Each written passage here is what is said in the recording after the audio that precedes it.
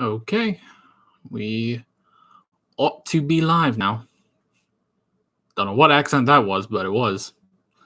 So, oh god, I wish I would like clean crap. That's not gonna help much. Screw it. Just keep that there, I guess. Alrighty.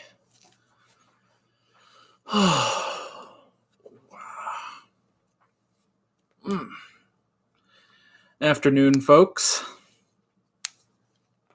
All right. We're gonna take a little bit before we get into the pretty much the topics. Before we really get discussing, we're gonna wait a little bit, let everyone join in. So yeah.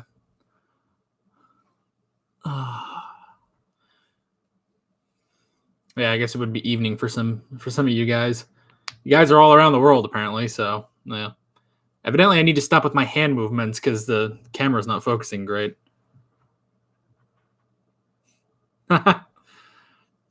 Hey man, I posted the first day of Children of Earth at noon, so yeah, it's not a 2.5 hour video. Oh well. No, I get it. I totally get it. It'll still be there. Ooh, love from Scotland. Good. Nice to see you. All right.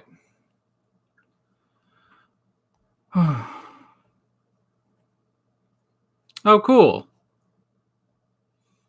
We will be careful of spoilers, don't worry. Best episode from Series 4. Well, we are going to get to that. So basically, what we're going to do in this stream is we're going to just talk about some different stuff. I'm going to be ranking all of the episodes from Series 4, which I've already conveniently done, which is nice. We're also going to be talking about just, recurring characters and companions and stuff like that, and just a general Q&A about Series 4. So, yeah, I guess that's kind of just that. Stop with the adipose. I don't like the adipose. They were gross and they were not cute. I don't care what anyone says. They're not cute. There's not something on my back. There's a hat behind me. I can, I guess from a certain point of view, that could look like something's on my back, but no. Oh yeah, happy St. Patrick's Day. They were not adorable, okay? No, I'm just screwing around. If you like the adipose, that's fine. I did not like them though. I thought they were gross and creepy. So yeah. But yeah, happy St. Patrick's Day. I'm here all in green to be festive and not be, I guess, virtually pinched by all you guys. Would I rather have a spider or a beetle on my back? Are we talking like a beetle the size of the one that was on Donna, or just a normal, or like a normal size spider? Like, I don't know. If it's a normal size spider, it's like, I don't want that. If I was in Donna's position and there was a giant effing beetle on my back, I would just jump and just land right on my back. But it probably wouldn't do anything to the beetle, and I would just end up hurting myself. But that'd be my first reaction, is just to get that off of me. So, yeah. I mean, I don't celebrate St. Patrick's Day too much, except for the whole green, because, you don't want to get pinched, I guess. I don't know. I saw a bunch of people that were not wearing green, and no one really cares, because you don't want to be the a-hole that goes and does that. So yeah. So this is the only way I celebrate. I don't drink. I'm actually I don't generally consume alcohol. So yeah. Favorite Tenet era alien. It's always hard to pick favorites.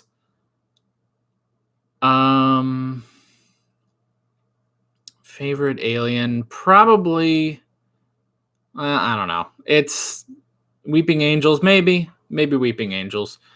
The Vashta Nerada were pretty interesting, even though you never saw them. It's just an interesting concept. Let's see. We'll get to ranking the companions in a little bit. You need to see Planet of the Spiders, the last John Pertwee one. Oh, man. Well, that might be coming up on the list. I don't know. See, the next 4 Classic Who reactions we're going to do are the 5th through the 8th Doctor. So it's going to be a little while before we get back around to Pertwee. So, yeah. How are you liking Peter Capaldi overall in the all over in the Doctor Who verse? Torchwood and Fires of Pompeii. Interesting that he keeps popping up. That's just interesting.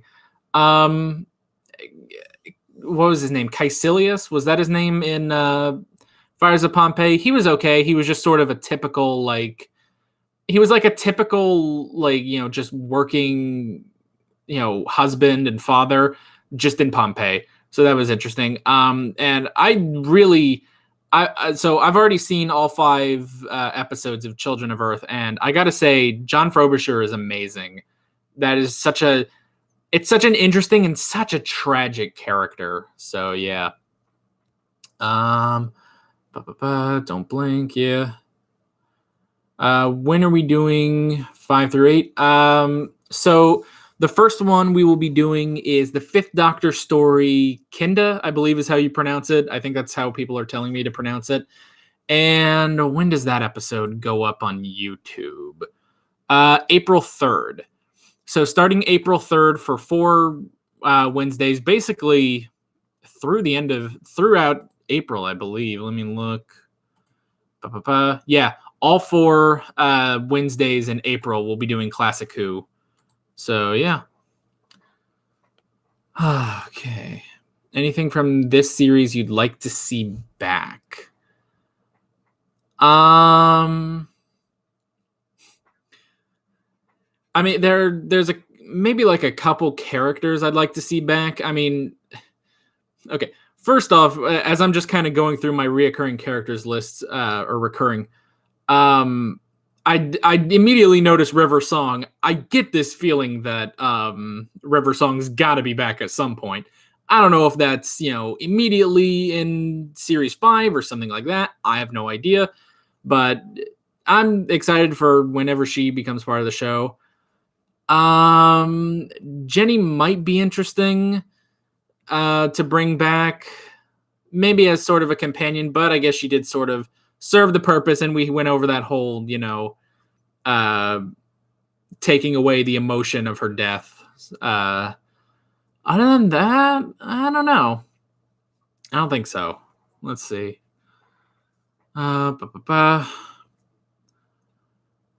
Fifth Arcane. Revelation of the Daleks. Okay, interesting.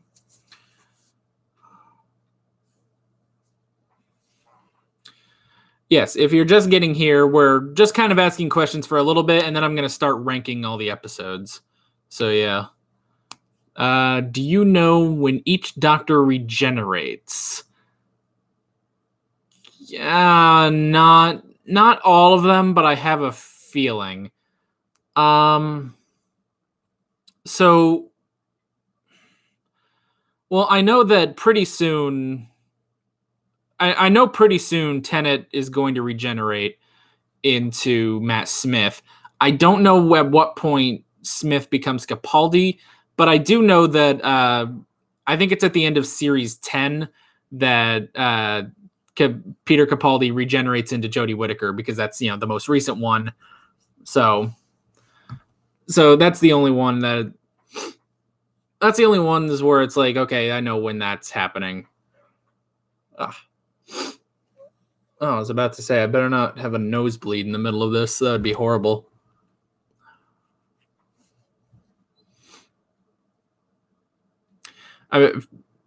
Frobisher at the end of Children of Earth, that is pretty intense. We won't go into too much detail because episode 1 just went up today. But I'll talk about it more, I think, in episode 5. But that is, that's pretty bad.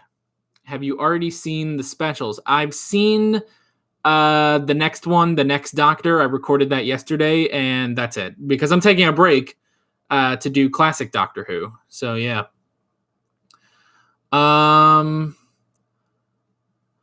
Thoughts on modern Davros compared to classic Davros?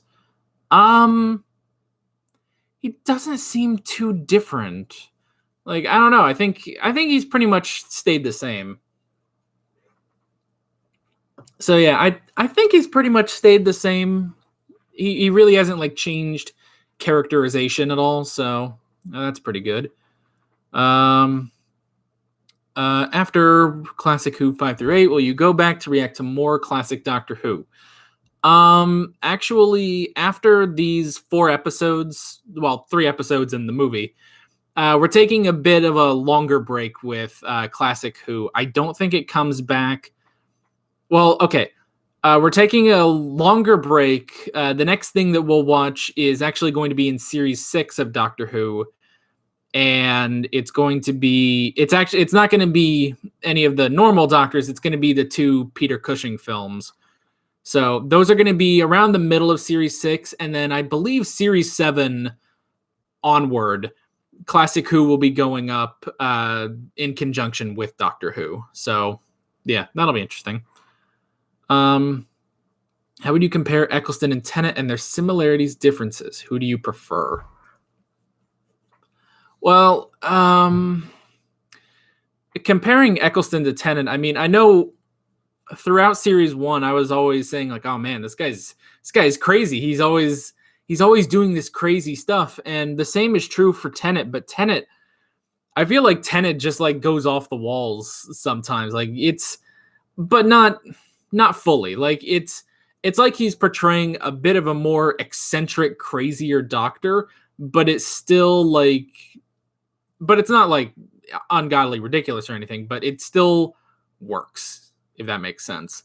And it's like, you can definitely tell that Eccleston is like the PTSD Doctor, and Tennant still has that going through, but then he kind of not gets over it, but he gets less and less until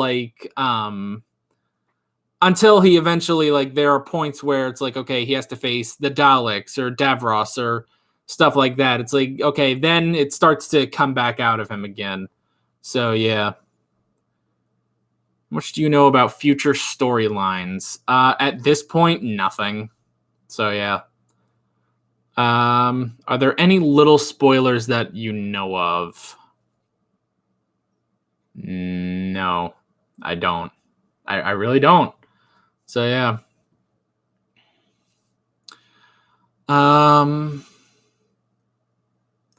What is your opinion on the relationship between Rose and the 10th Doctor? The relationship was good, mostly because it didn't like overstay its welcome. I think because it was very much they never got to it, and then she left, and then we had Martha, and it's like there's nothing between them. Like, okay, well, she loves him, but he doesn't share that. And then with Donna, it was completely like there's no romance going on here. And then Rose came back, so it worked. It didn't it wasn't overplayed, basically. How do you manage to avoid seeing/reading spoilers? It's a great question. I don't follow anything Doctor Who. That's just kind of that. And honestly, like, people I follow on Twitter don't watch Doctor Who, or at least they don't tweet about Doctor Who. And really on YouTube, the only people I really follow is Blindwave, and as long as you don't watch their videos, you're not getting any spoilers from it. So, yeah, that's basically that. Let's see. Oh man, these are going fast. Ba ba ba.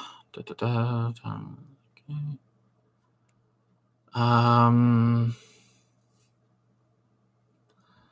Oh my gosh. Found the channel the other day. Seen all of them. You got a lot to look forward to. Thank you. Thank you for coming in. Are you gonna watch The 10th Planet? Maybe. Is that on the list? I'm gonna look at it. I'm gonna look at the list and see. That might be during Series 7. Doesn't look like it. No, I don't think so. No, it doesn't look like 10th Planet is on there, but I mean, we'll get to it. We're gonna watch all of Classic Who at some point. So, yeah. What do you think of the Daleks being the big bad for 3 series finales? Find them a bit overused. Yeah, because they would be series 1, 2, and 4. They did make a bit of a change in being. Well, okay. I think it works because they do differentiate it enough. Because like series 1, it's just the Daleks and that's it. It's just the Daleks, cool. And I guess the Emperor of the Daleks. Then in series 2, we start off with the Cybermen for the most part, and then it transitions into the Daleks, but it's still a bit of a half and half between Cybermen and Daleks. Then series 3, we obviously had the Master and the Toclafane, and then series 4, I think differentiates enough because yes, while it is the Daleks, we primarily like focus on Davros. Like I'm pretty sure like we spend the most time with him and the Daleks, as opposed to, well, we're focusing on the Daleks, but you know, Davros is also there. So, which is kind of the same with Genesis of the Daleks. It's like in Genesis, yes, it's a Dalek episode, but we're mostly focusing on Davros and the Khaleds. So yeah. Let's see.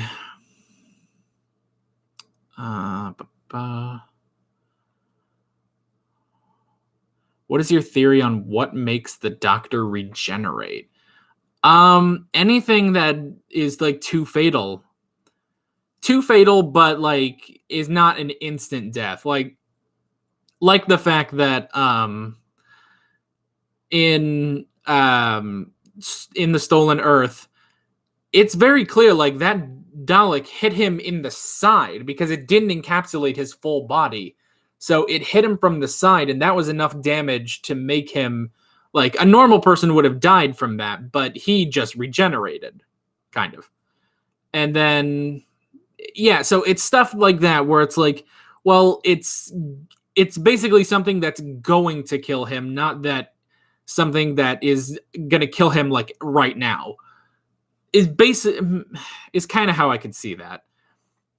So yeah, it was the same sort of thing when like in 42 when he was like, you know, being consumed and stuff like that, and he was pretty much dying, and you could see like in his veins he was starting to like he was trying to hold it back as much as he could, but he was starting to regenerate. So yeah.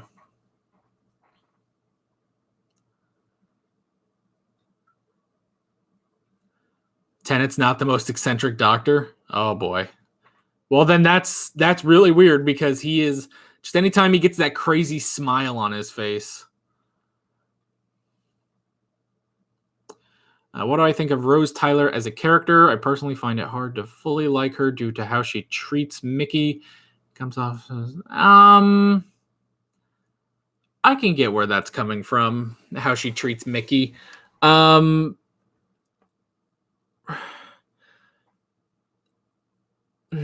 I would say it's a lot like, I would kind of say maybe it's what like a young Doctor would be like if he was like not as eccentric or off the wall as he was. So like with Rose's character, it's like she has all this, you know, she has ambition, she wants to go on these adventures, she wants to do all these great things, and she does sort of disregard the other people in her life, or these other people, kind of like the Doctor would when if he would like, you know, leave behind his companion, which we haven't seen, but if he does that, or if he leaves behind someone else because he just wants to keep going. So I feel like that's sort of it. It's just that Rose never had the outlet to do that until she met the Doctor, I think. So yeah. I should watch another Fourth Doctor story. Not a great representation of Tom's Doctor. Yes, I will say, because I had heard a lot of people say like, you know, Tom Baker is a lot of fun as the Doctor, And that really wasn't portrayed in Genesis, I will say, because of how serious it was. He had to stick with the seriousness of that. So yeah. Yeah. So but we'll watch another Fourth Doctor. So yeah. I will say, of those 4 that we did back in December, of those 4, I think my personal favorite would be Tomb of the Cybermen, because I just really loved it. It was a lot of fun, and I really loved Patrick Troughton as the Doctor. But I will say the best one, the best written and everything, was Genesis. So yeah. Am I going to rank all 13 episodes or all 10 stories? Technically 14 episodes, because we're counting Voyage of the Damned. And yeah, we're going to be going by stories and not by episodes, because once you get to episodes, you're really like splitting hairs on some of the stuff. Tennant is the most human Doctor, at least of the ones I've seen. So, have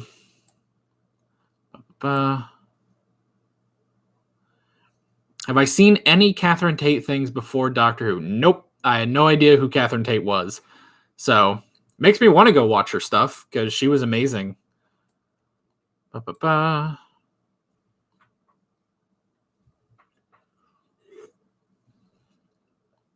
Alrighty.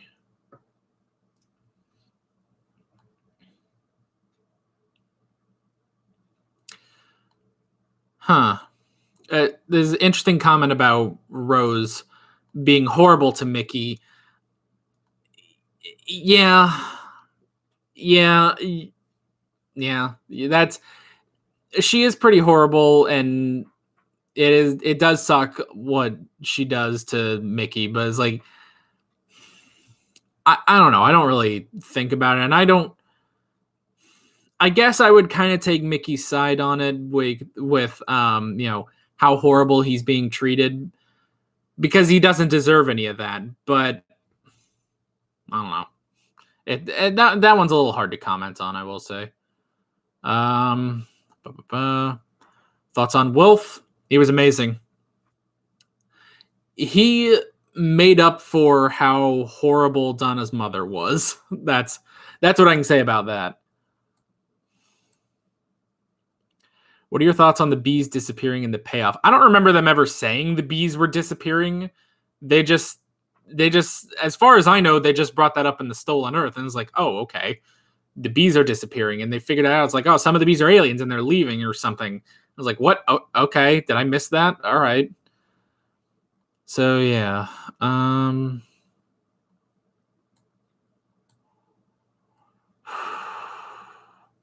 Will you be reacting to a Dalek that time forgot after season 6? I don't know. Maybe. I've never heard of that, so. Oh my gosh, there's so many things. I scroll down to catch up, and it just keeps going. So yeah. That's okay. You guys keep going. Eventually we'll get to the actual ranking of the episodes. So yeah. Do I like episodes that are more in the past or the future? I have a real soft spot for all the episodes in the past. I love all the history stuff. It's always so interesting, but they are sort of like, for a time travel show, they are sort of like, okay, well, they're here like every 4 or 5 episodes we'll get something in the past. So, and I'm talking like the far past, in actual history, not like, it was like, oh, well, we're going to the 80s or something. It's like, okay, well, cool, but kind of want to go further than that. Oh, I think I caught up. Kind of.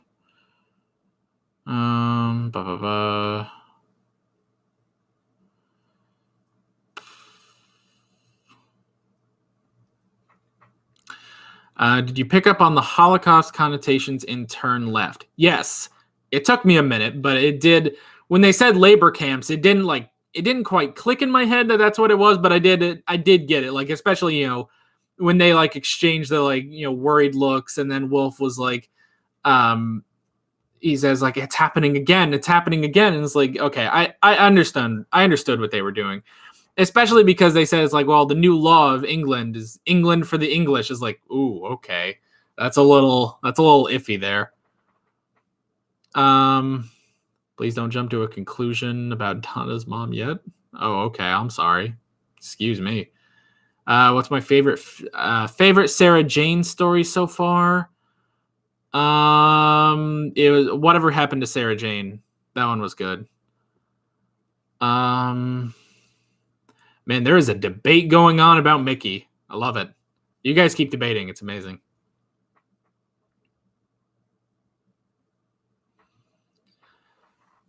One thing I don't like about 10 is when he pulls some random thing out of the air, like the bees disappearing, and you're meant to just go along with it. I can get that. He seems to pull off like techno babble like very well. Like he'll say like, okay, we got to do this and this because this and this, and it's like, okay, but he says it with such conviction or something that it's like it works. I thought about this. I don't know if anyone's seen the movie Jupiter Ascending. It's god awful. Don't watch it. But there's a line in it where freaking Sean Bean is like, bees have an innate sense of royalty, which is the dumbest line in all of fiction and writing and horrible and yeah. It's such a bad line that bees have an innate sense of royalty. But I thought, if they did that on Doctor Who, it could work. It's like, I could totally see Tennant just saying like, well, bees have an innate sense of royalty. So it's like, and you would just be, it would be one of those lines where you're just like, what are you talking about? But at the same time, it's like some shit the Doctor would say. Like that's something they could pull off on Doctor Who that they can't pull off in something like a serious movie that at least that was trying to be. So yeah. Do I prefer 2/3 parters or single stories? It depends. A 2-parter, it needs to really have a reason to be a 2-parter. Like the Santaran stratagem, like, okay, that you could have probably cut that down to 1 episode, but it was all right. But then once you get into like the library 2-parter and now the Stolen Earth 2-parter, like, okay, well, that we needed 2 episodes for that. So yeah. Did I notice that they kept referencing missing planets in pretty much every season 4 episode? I did not notice that, but like once they started to bring it up, like, okay, Adipose 3, that's lost, or the Lost Moon of Poosh. It's like, oh yeah, that's right, they did mention that. It's like, oh, so Davros stole them. Davros, whatever. Yeah, you get the idea.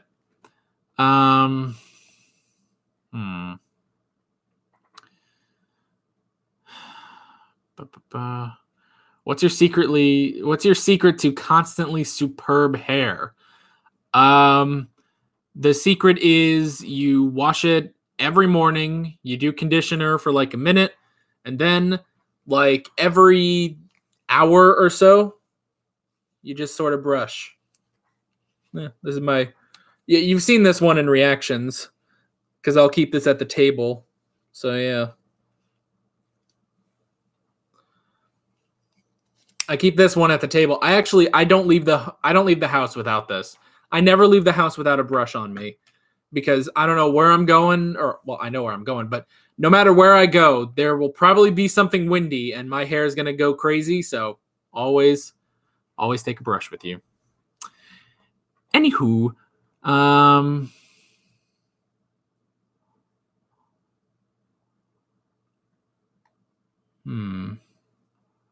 okay.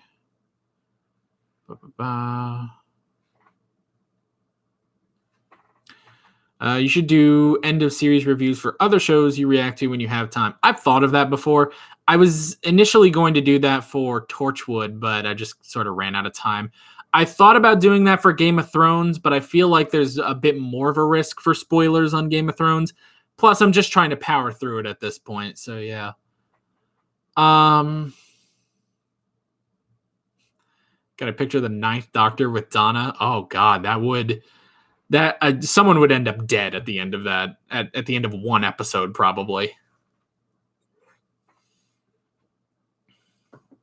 Have I seen Death Note? If not, could I start reacting to it? I have not seen Death Note, but it's definitely up for consideration for reaction. So yeah. Would I consider Utopia as part of the same story as Sound of Drums and Last of the Time Lords? Yeah, I would say so, because that leads into the Master and everything. Turn Left is a bit more contained than Utopia, but yeah, they're pretty close. So yeah. Yeah, let's see. What is your favorite? Sassy Doctor, Angry Doctor, or Goofy Doctor? It honestly has to be a mixture of all three, which sometimes, a lot of the times, Tenet can get down, and from what I've seen, it's hard to say that the classic Doctors get that all down. So yeah, like I don't know, like they all have their sort of levels of sass and anger or goofiness. But especially like when you think back to Hartnell, it's like, okay, well, he has his moments, but he's not, goofy like Tenet all the time and stuff like that. So yeah. Have I listened to the Big Finish episodes of Doctor Who? No, but I do have them penciled into the schedule. That's my general line on that. It's penciled into the schedule somewhere.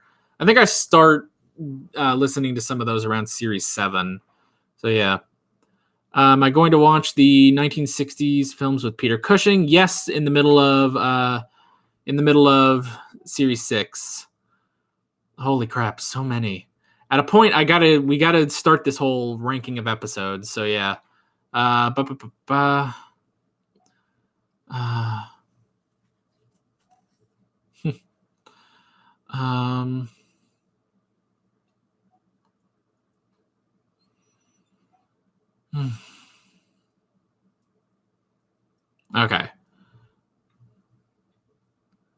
Okay. I think we're at a good point where we can start talking about ranking episodes. So, oh God, my eyes.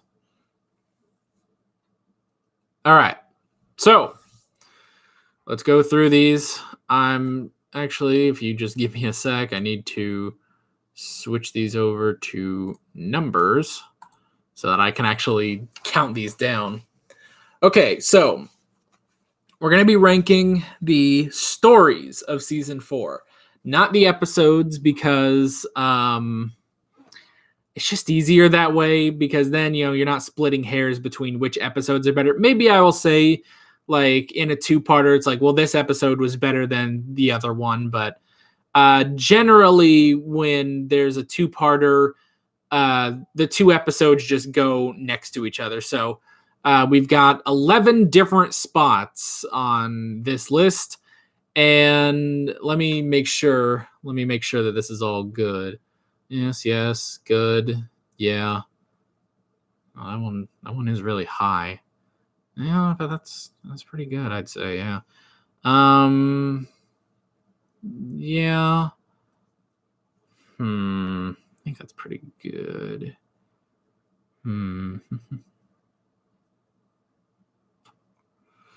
I'd say this list is okay. I suppose it's subject to change, but we're just gonna start going through this. All right. Hold on. Gotta crack all my joints in my hands here. Oh man, they're not cracking right now. Oh, there we go. Okay. Yeah, I bet that sounded amazing on here. So yeah, okay. Series 4. I'm sorry about that. I'm sorry that I had to do that, but oh God, you have no idea how amazing that feels. Okay, let's get going. Series 4 story rankings. Here we go. So we have 11 spots when we put the 2-parters as one. I know it's probably not good for me, but it feels good. You can't stop. All right. Okay, stop getting distracted. So we have 11 spots. So let's go through all of this. We're going to start from 11, go to 1. Number 11 on here, I put The Doctor's Daughter. So I did like this episode. I really did like this episode. And honestly, all of these episodes I really enjoyed. There was not one that was like, or meh. But this was a good episode. Probably the weakest-ish, maybe. Like, it's good. I like the dynamic between the Doctor and Jenny, especially through all the, especially for all the,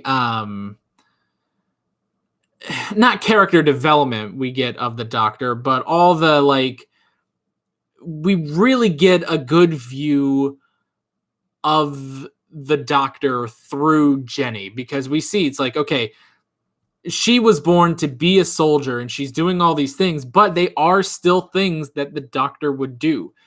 She is still, the Doctor's daughter. It makes sense where all this is coming from.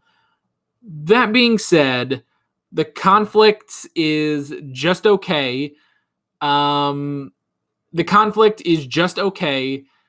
All the other characters are meh, okay. And like, it was an interesting twist of like, well, this whole war has taken place over 7 days, but it's like, okay, well, that's, I guess, kind of interesting, but that didn't make up for the rest of the episode.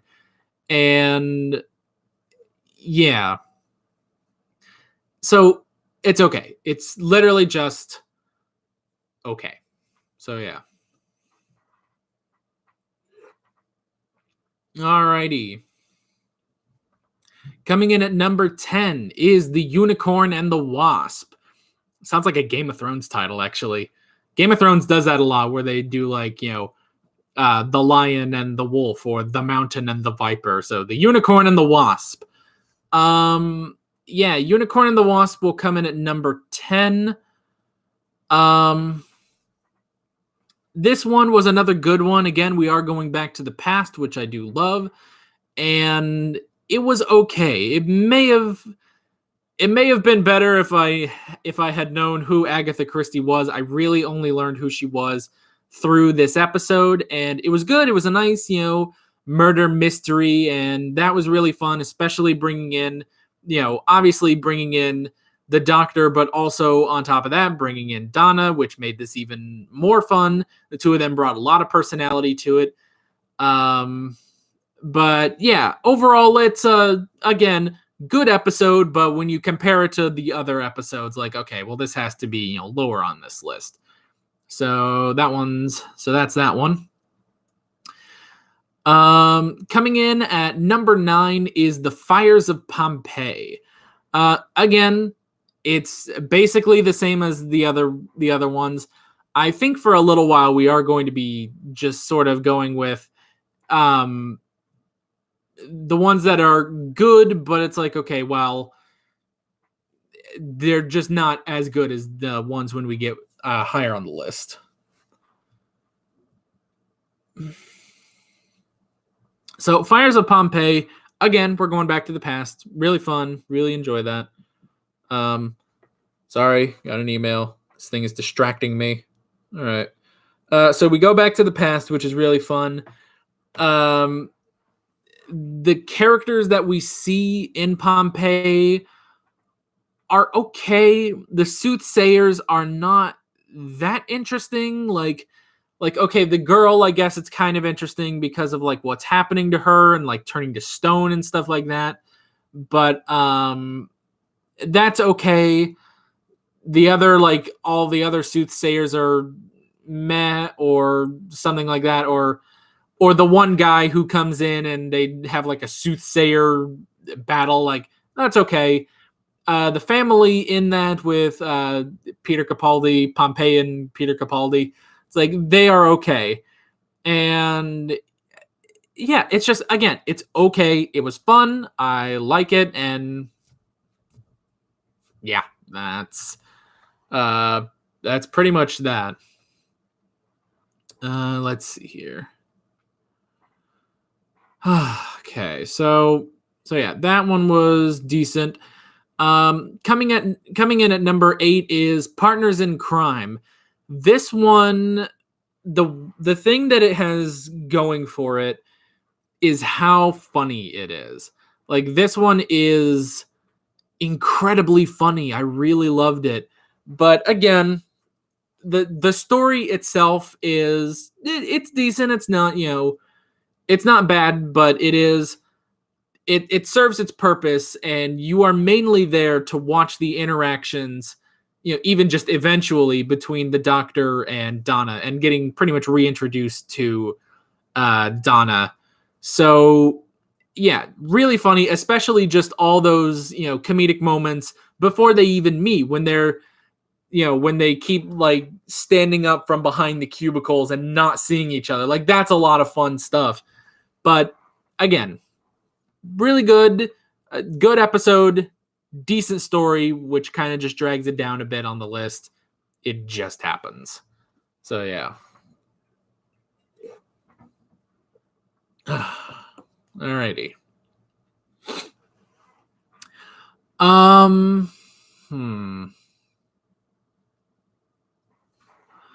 gonna make one alteration to this, actually. Yeah, I think that works. Okay. So, coming in at number 7, I put the Sontaran Stratagem and the Poison Sky. So, yeah, these two, like I said earlier, it is a two-parter that you could shorten down. Like, if you shorten it down to like one episode, then there would probably be the writing would be a little bit tighter. But overall, again, it's still good. It's still really, really good. But the Sontarans themselves, the Sontarans drag this down a little bit. Like, it's like they're okay as villains, but they are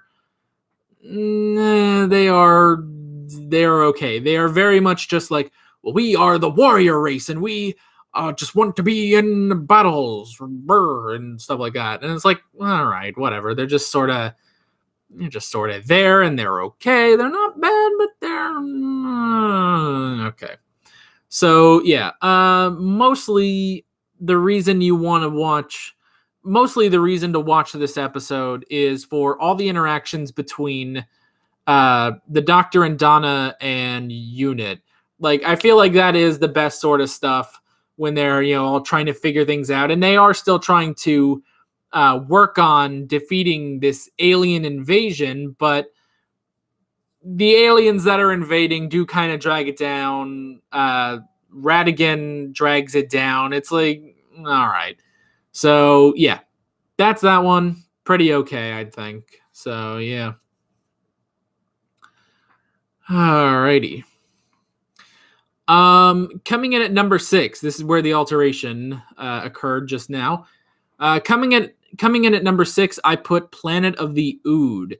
This one had a lot of heavy hitting like stuff with the Ood, with them basically being slaves, and just all of the pain that they were going through, and all of that was seen, that Donna had to go through, basically. And like, this was an intense episode. But the villains overall, like the villain that was just, selling the Ood, he was all right. It wasn't meh. It like, he was okay. Like, the overall, like, the people that were selling the Ood were okay.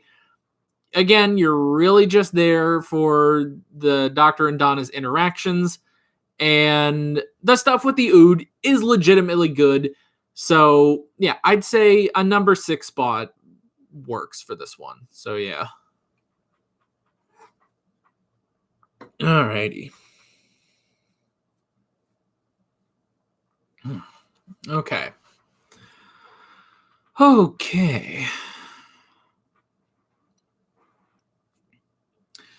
Coming in at number 5, I put Midnight. This one, really good concept, really loved it.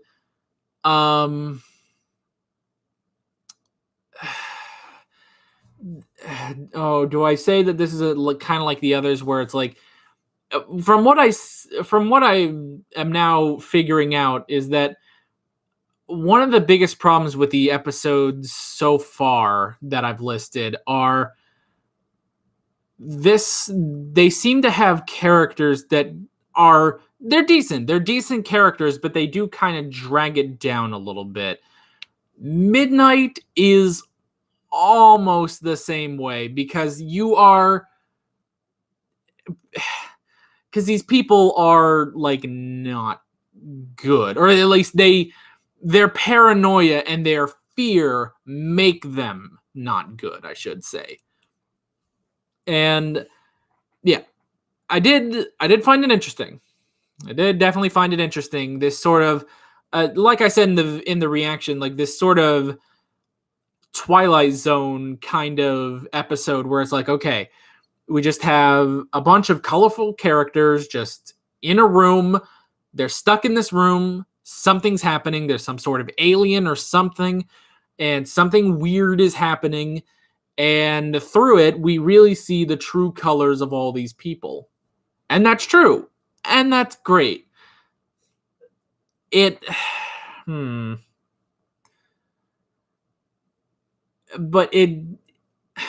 I don't know. It's hard to say that it's dragged down by it's hard to say that it's dragged down by the characters because they're meant to be like that. They're meant to sort of lose themselves, lose their humanity throughout this episode. But it's tricky. But Midnight at top 5, that's pretty good, I gotta say. So putting it at number 5, I would say is good, a good placement when in comparison to the others. So, yeah, I would say that's all right. Putting Midnight at number 5, I think is good. Again, great story, great concept. There was a lot of, there was a lot of tension because you don't know what are they going to do? How is the doctor going to get out of this? And at the end, the doctor doesn't even get out of it by himself. He just sort of, he gets lucky that the hostess just throws the alien out. So, yeah, but I mean, it did get a little frustrating with just how much these people, just how bad these people got. Like, it did get frustrating, but you're supposed to be frustrated by this because this is supposed to show, the true colors, basically, or something like that. So, yeah.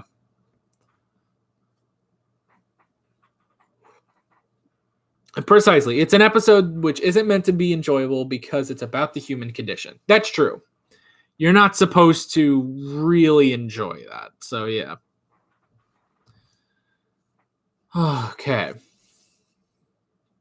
So, we are moving on to number 4, which for me is Voyage of the Damned.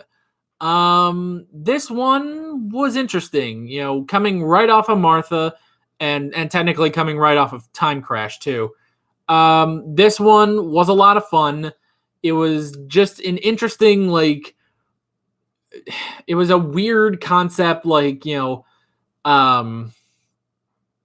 was a weird concept of, well, they're on the Titanic in space. It's like, well, okay, that sounds like something Doctor Who would do. But it was sort of another thing where it's like, okay, here are these, colorful characters, but even more colorful, because the thing about Midnight is that they're all normal people. They're just normal people. But in Voyage of the Damned, it's like, okay, we have Astrid. She's, she's sort of basically just a normal companion, but that works. We have the couple that won the tickets to get on the Titanic. They're interesting. We've got the one a-hole. We've got Mr. Copper. We've got the little alien dude. Like, they're all so different and so colorful, and they all bounce off each other amazing, and it's all funny. And yeah, so it all works. It all basically works. and the story itself is pretty good, I would say. Just that, this weird thing of the doctor is on the space Titanic and he's trying to save it from being, from having it crash into the earth. And there's so many different colorful characters. I think it's the characters that really push this one up above like a bunch of the other episodes. So yeah, and then just pretty much all of them just dying left and right. It's like, ooh boy, that really just kept going. So yeah. Yeah, it's like that, all of them dying, it's like that did get pretty dark, and then the twist at the end where it's like, okay, well, it's the guy that owns it, like he's just trying to, ruin his investors. Like, well, okay, sure, whatever. So I guess it's sort of a thing, like when you compare this to Midnight, it's like Midnight, I feel like the story was exceptional, but the characters, like, you're obviously not supposed to enjoy them. Whereas in Voyage of the Damned, the characters shine like throughout the whole thing. I love all the characters, but the story is okay. So maybe putting it at number 4 is a little generous, but I did really enjoy it. So yeah.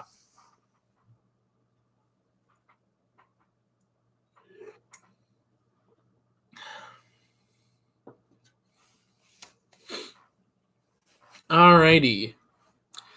Coming in at number 3. We're in the top 3, folks. Hope you guys are excited. All right. Coming in at number 3 is Turn Left.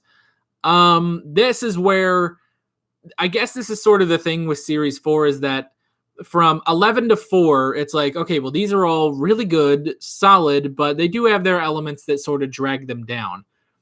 Turn Left is the first one where it's like, this is amazing. This one is amazing. A Dr. Light episode, which is interesting, but a companion heavy episode. And all of this stuff that's happening to Donna, and all of this, like everything that's wrong in the world that is happening, all because she never met the doctor. So that's really cool. This sort of, what if scenario, like what if she didn't meet the doctor? Well, it's like, well, then he would have died before he was able to regenerate, and all this bad stuff would happen. And you just keep seeing this woman's life just, it's like it's destroyed, and then it's picked up and they throw it down again, and they pick it up and they throw it in the fire, and then they get all the ashes, and they just keep beating up this woman's life. And no one, like, okay, her grandfather Wilf is there, and he does try to help as much as he can, and says like, okay, it's like, oh well, everything will be all right. He tries to be, positive, but then like where he's positive, the mother is just slipping further and further and further into a depression until like, it's like Donna says something like, well, I guess I've always been disappointing or something. And the mother's just like, yeah. It's like, wow, all of this is just like directed at Donna. All of like this disappointment from her mother is just directed right at her.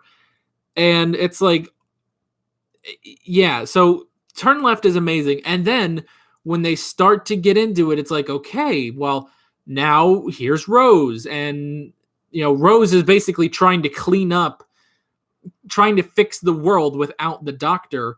And, they keep seeing, it's like, well, we saw like, okay, well, yes, the hospital at the beginning of Series 3 came back, but only one person survived.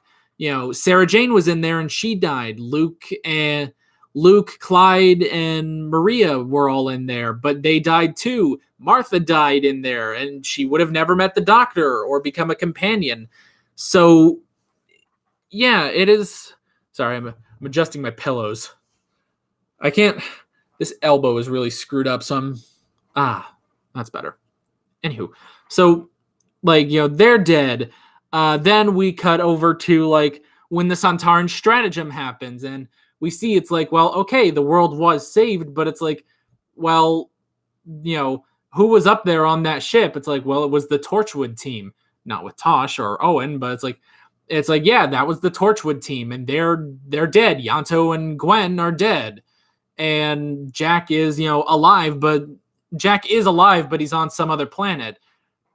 Which, now that I think about it, is like slight foreshadowing of Children of Earth, with how that ends up. Not Gwen, because we won't talk about that. But yeah, so all of this, and then eventually Donna just sort of almost like giving up on this and being like, okay, I need to. It's like she gives up and doesn't give up. It's like she gives up and is like, okay, I have to do something, and then she does something. She actually does something, and she joins Rose and stuff like that.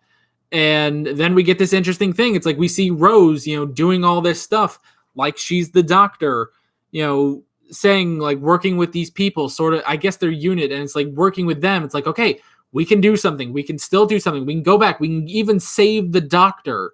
We just have to figure out, how we're going to send you back in time so that you be sure that you turn left. Like, all of that is awesome. So, yeah. Okay. Oh. Ooh, boy. We've been going about an hour. Oh, this is crazy.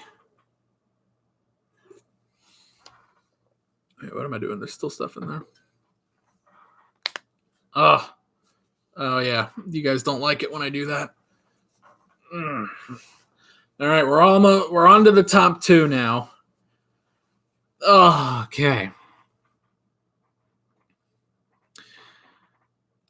I understand if you don't like what they did to Donna. I get that. I get where that's coming from, but at the same time, it's like, it's so tragic that it works, I think. So, yeah. Anywho. Okay. Coming in at number 2 is Silence in the Library and Forest of the Dead. These two were awesome. Very, very intriguing. It's like 8 different concepts going on. Okay, so we have a library. Okay. It's the size of a planet. Okay. So the entire planet is a library. Okay. So the Doctor and Donna are going to be there. Naturally. Makes sense. And it's like, okay, well, what's happening? It's like, well, what if there's like a little girl flying through it? It's like, wait, what? And it's like, yeah, she goes through and then she, descends down and there's something at the door. It's like, well, wait, what is it? And it's like, it's the Doctor and Donna. It's like, wait, what? And it's like, but this little girl, she's actually, she's seeing into the library, but she's actually like in her living room talking to Walter from Arrow. And it's like, well, okay, how is that working? And then it's like, well, so they're there, but they don't see the little girl. They see this security droid. And it was like, wait, a security droid? Where'd that come from? It's like, well, that's the little girl. It's like, how is that the little girl? It's like, well, so the little girl's in there. And it's like, okay, so we have that. And it's like, okay, so how are the Doctor and Donna there? It's like, well, we'll get to that later. It's like, well, okay. And then they meet up with, this crew of archaeologists led by River Song. It's like, who's River Song? It's like, well, this person's River Song. It's like, okay, I guess that person is River Song. It's like, but she seems to know something about the Doctor. It's like, well, wait, what's that about? How does that, wait, huh? How does she know about the Doctor, but he doesn't know about her? That doesn't make any sense. And it's like, okay, well, but then it's like, well, wait, what's happening with the shadows? We talked to that one thing. It's like, wait, what about shadows? Don't count the shadows. Like, why are we counting the shadows? Why is that a thing? And it's like, well, look, the shadow disappeared. It's like, wait, what's happening to the shadow? We were just talking about a little girl in a library in River Song and the Doctor and Donna. It's like, what? There's too many things happening. It's like, oh, and now people are dying. And it's like, what's happening? There's so many different things.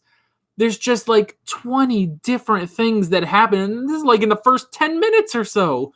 And it just keeps going. We just keep going with this and all this. And I like how almost nothing... not that nothing has to do with each other, but things are almost unrelated. It's like, okay, well, why is River Song, here at this library? It's like, well, I guess it's to find out what happened to these people 100 years ago. And it's like, okay, well, that's interesting. And it's like, so why were the doctor and Donna here to begin with? And it's like, well, they just wanted to go to the library. It's like, well, okay, I guess that's something the doctor would do. And it's like, okay, but what about the little girl? It's like, well, the little girl is like, she's tied to the library. It's like, so wait, which plane of reality is true? Is it the one with the library? Is it the one with the little girl? We assume it's the one with the library because that's where the doctor and Donna are. But it's like, well, wait, but the little girl, it's like she seems to be in her own plane of reality, just chilling out in her living room. It's like, wait, how does that work? But now she's seeing. Now she can see on TV, and no one believes her. The father doesn't see it or anything. It's like, well, wait, how does that? So is she in a different plane of reality? But if she was in a different plane of reality, wouldn't that make sense for all of them to see it? And it's like, well, wait, that doesn't make sense. But the doctor is like, did the doctor and Donna, like, did they somehow go into a different plane of reality where this library is? But he already knew where the library was and stuff like that. So it's like, it's all these different things. And then people start dying. And it's like, okay, well, wait, how are they dying? It's like, it's the Vashta Nerada. Like, what the fuck are the Vashta Nerada? And it's like, oh, the shadows that eat people. It's like, what?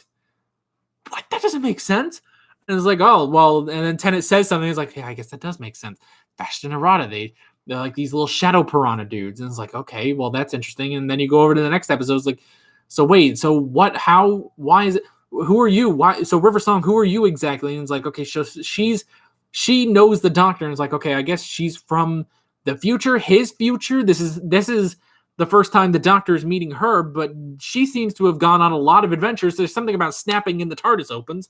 And it's like, okay, well, that's kind of weird and interesting, but it's like, okay, that's interesting. So she kind of knows, but then why was she specifically here? It's like, well, she just happened to come here when the doctor came here at this young age that he is. Like, okay, so why did the Vashta Nerada, why are they here and why are they killing people? It's like, well, they're generally in forests. Like, forest, okay, well, there's no forest here. There's a library, and it clicks in your head. It's like, oh, this is a library with books made of paper. So they're all from here, and they're angry that all their, forests have been taken down, basically. It's a secret, Captain Planet environmental message. And it's like, it's so much. It's like so many different things that all sort of meld together. And, and then it's like, okay, well, Donna has been taken. Like, where is she? And it's like, okay. And it's like, she's been taken. Donna Noble is safe. She's left the library. And it's like, are you sure? Is that okay? It's like, where is this? And it's like, it's just so many things, even leading into, it's like, well, one of the archaeologists, he's related to the little girl who's actually the computer, and the Moon is a doctor. The Moon is a doctor that's in there as Dr. Moon, who's also Walter from Arrow. And it's like, okay, so it's not a pure coincidence that they're here when, this girl is here, but it's also like, there's just so many things, and it just makes it one of the most interesting and complex episodes because, and I don't know, it's just so much. It's just so much.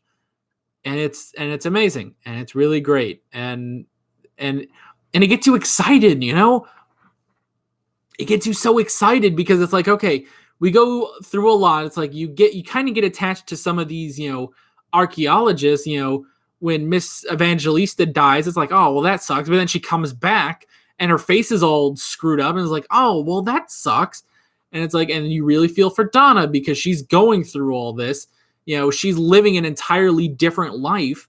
And it's like, oh, okay, well, that's also interesting. And it's like, so there's that. That's something that's happening. And then the fact that it's like, it really reels you in with River Song. Oh, it really reels you in with River Song. And, it's like, oh, well, River Song, look at her. And it's like, well, she's pretty cool. And it's like, if she is going to be a companion, it's like, well, she looks like she'd be pretty fun. She seems like she would get along. She would work well with the doctor, and she does seem like, okay, well, she's kind of already gone through character development. We sometimes say it's like, well, Rose, she's learned a lot from the doctor. She's acting a lot more like the doctor. And it's like, River Song, it looks like she's already done all that. And it's like, well, that's exciting. It makes you want to, go through and watch all her episodes.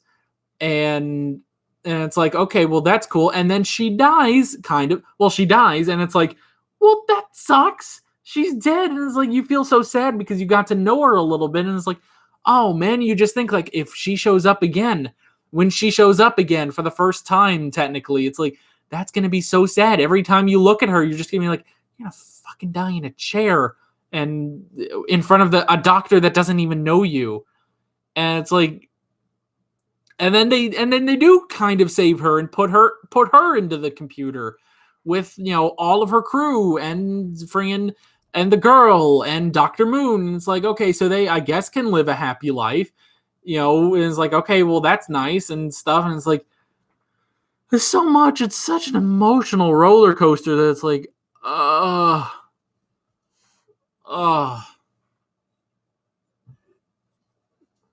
I'm exhausted just recapping all that. So yeah. Yeah, Silence in the Library, Forest of the Dead. Spectacular. Really, they throw like 80 million things at you and they all work perfectly and everyone has a purpose. Everyone has a purpose in this. Obviously the doctor has a purpose. River Song has a purpose. Donna has a purpose especially she goes into when she goes into the computer and she goes through her whole thing. It's like, okay, well, that's interesting. There's nothing here that's not interesting and fun and good, and it's interesting and so yeah. Oh, okay. Oh my gosh.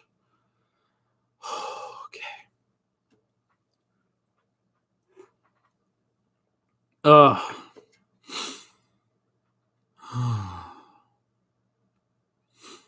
Okay. I need to breathe because I really just spoke a lot of things at you guys. If my voice wasn't going already, it is now. Luckily, I'm not recording anything else today. I'm not recording any videos. I am going to be editing videos. I've got they got to edit Children of Earth Day 4 because that needs to go up to Patreon today. And I have another Orville video to do. So yeah, okay. Okay, so we're going to have a bit more of a chill time with this next one. Number 1, as if you couldn't see this coming. Number 1 is The Stolen Earth and Journey's End. This is payoff for watching 4 seasons of Doctor Who. This is it. This is the big payoff of this entire show so far. This is everything. Like everything. You have the Doctor and Donna, obviously. We bring back Rose and Mickey and Jackie. Wish we could have brought back Pete, but whatever. We bring in Torchwood. All of the Torchwood crew that we have, which is, Jack, Yanto, and Gwen. Would have been cool to have Owen and Tosh, but yeah, so we have Torchwood. We have the Sarah Jane adventures. That's payoff. That's immediate payoff for me watching that first season of Sarah Jane. And I love that first season. But the first season of Sarah Jane doesn't have many tie-ins to Doctor Who. It's like it's just happening on its own. And they mention the Doctor. They talk about him a couple times, but it's like, okay, well they're doing their own thing, in London. And it's like, okay, cool, but this is payoff for that. We bring in Sarah Jane and Luke and Mr. Smith. We bring in Unit. We bring back pretty much all of Unit, which is good because we've had dealings with Unit in the past. And we bring back Martha, which is great because now we have every companion back. It's all great. And we also bring back Harriet Jones, who we've been setting up since episode 4 of series 1. We've had her story throughout this almost the entire show. She was in episode 4. We saw her rise. We saw her fall. We saw her come back, and we saw her die. We saw her whole story. All of that pay off fully because, she sort of just left. She was sort of out of the show in series 2. It's like, when they do the whole, don't you think she looks tired? And it's like, after that, we really didn't hear much of Harriet Jones. Like, we just assumed she's gone. And then eventually Harold Saxon comes in. So she was gone for so long, but then she comes back. She basically redeems herself for the whole, destroying the Sycorax in the Christmas invasion. Everything comes back. The Daleks come back, which does work. That does work. And also the whole, adding something new with, well, it's not just the Daleks again, because we've had a lot of them, but it's Davros. That, brings something back from the classic series, which is what we normally do. So we brought back Davros, and that was great. And not only that, what was the other thing? There was one thing I just thought about that, ties into that. Oh, Dalek Khan. Dalek Khan comes back. At the end of series 2, we have the Cult of Skaro, and that's cool. But we mostly focus on, Dalek Sec because he's the leader. And then, we keep going. Series 3, we have, the Cult of Skaro and the evolution of the Daleks with Dalek Sec. And then at the end, it's like, well, okay, there's one Dalek left. It's Dalek Khan, and that's it. And then, we get a payoff to that after all this time. It's all amazing. And it is sort of like, a lot of people say, it's like, oh, it's kind of like the Avengers. Oh yeah, K9. That's true. We bring back K9. Not only from the classic series, but also when he appeared in Sarah Jane and had an epic sci-fi battle with Mr. Smith, which was awesome. So yeah, everything comes back. The whole team is there because what we've been doing is series 1 and series 3, we sort of had our Doctor Who trio, which is the Doctor, our current companion, and Jack.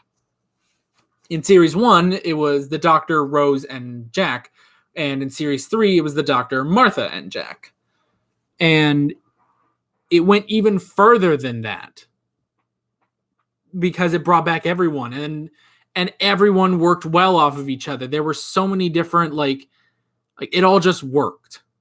It all worked, and it was all a beautiful, perfect, send off.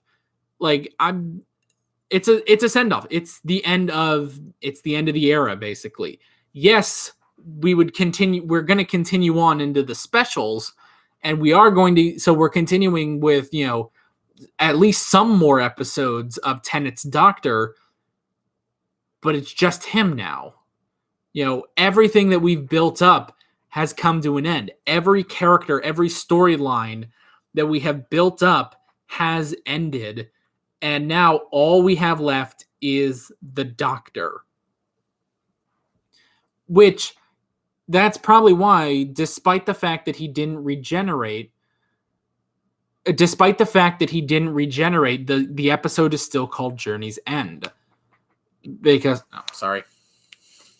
Forgot you guys don't like when I pop my knuckles in front of the microphone.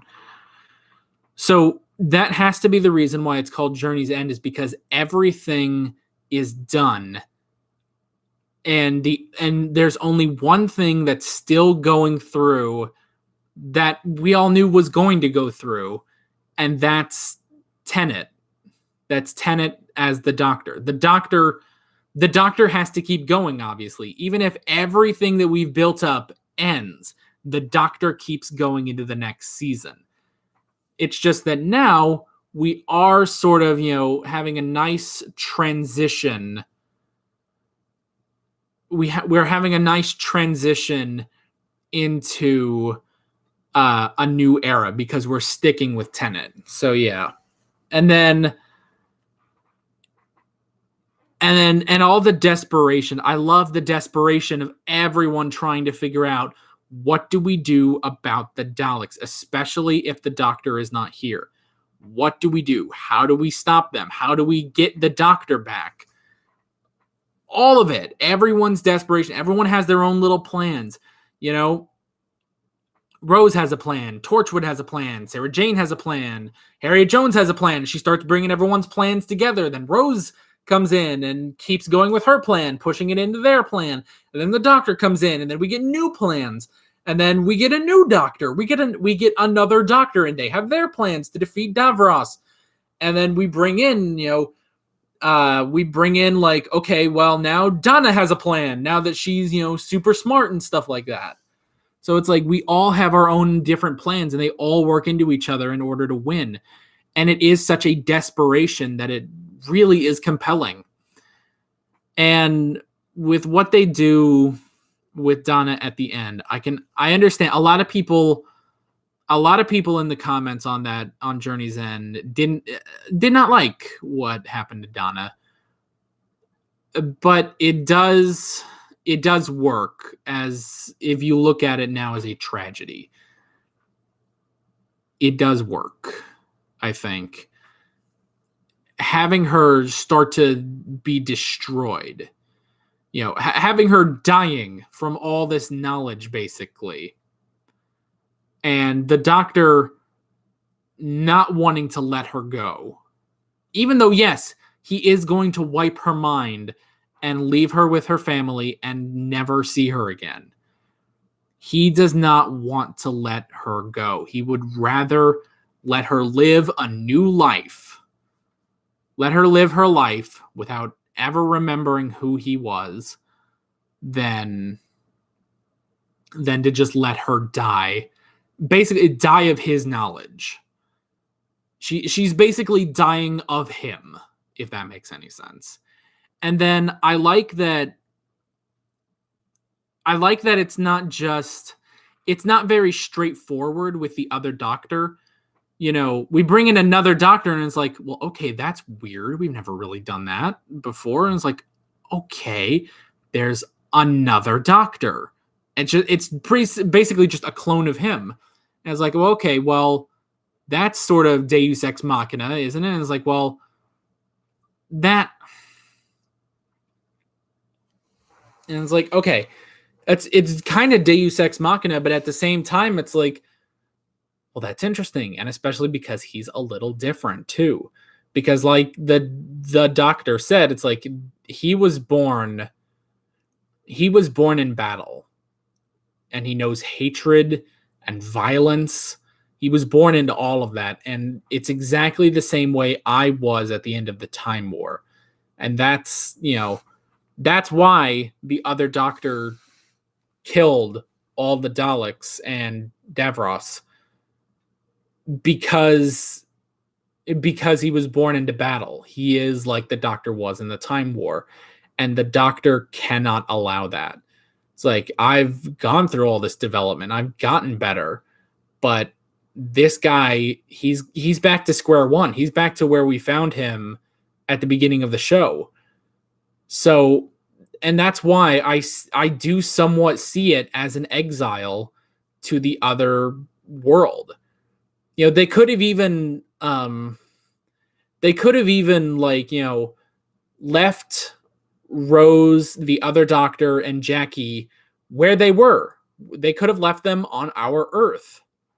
The other Doctor and Rose could have lived their life on their original Earth. But I do see it more as an exile. The Doctor says, like, he is dangerous. He can't stay around. So I do see it as like this is basically the Doctor's ultimate, like, punishment for the Time War. And yes, it's not happening to him himself, the original Doctor, but he is sort of exiling. He's punishing what he used to be, the Doctor he was. So, yeah, all of that culminates in the best episode of Series 4. So, yeah. All right. Okay, how long have we been going? About an hour and 20 minutes.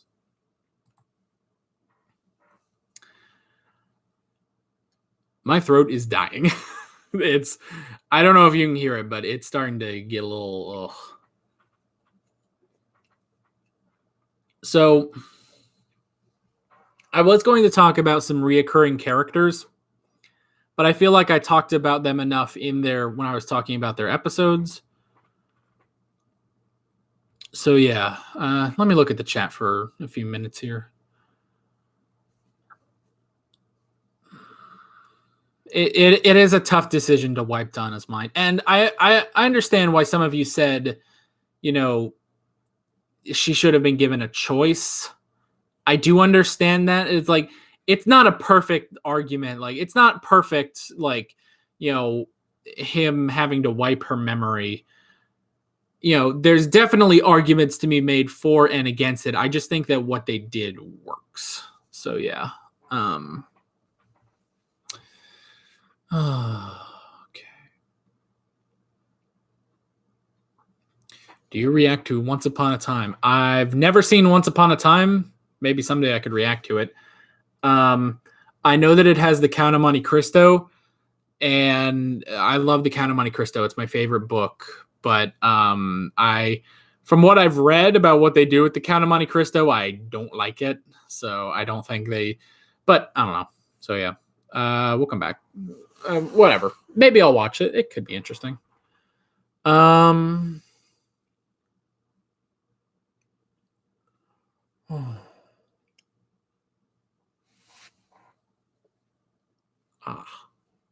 My jaw.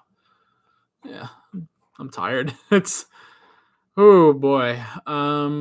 Yeah. So, ever watched Babylon 5? Nope, never seen Babylon 5. Again, could possibly be a reaction in the future. I mean, honestly, oh, you just started watching it? Shit, I didn't spoil Once Upon a Time for you. No. I told you a character. I don't know when that is or what happens or anything. Just that character is there. So sorry, didn't mean to spoil you. Have I seen Chuck? Nope. Would you be interested in Death Note? We mentioned this earlier. I am interested in Death Note. It would be interesting to react to Death Note at some point. So yeah. Okay. Stargate SG-1. Nope. Never watched those either.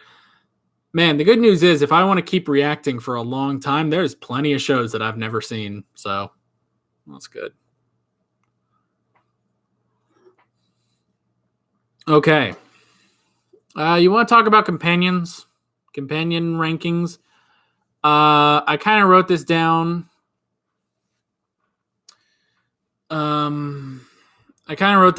Like how I would rank the companions so far.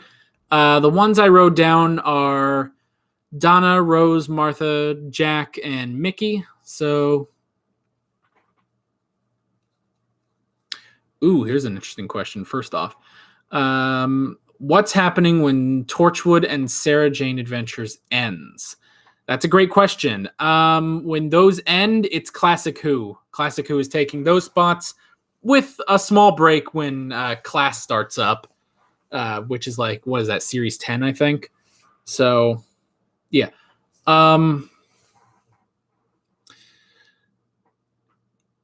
Yeah. So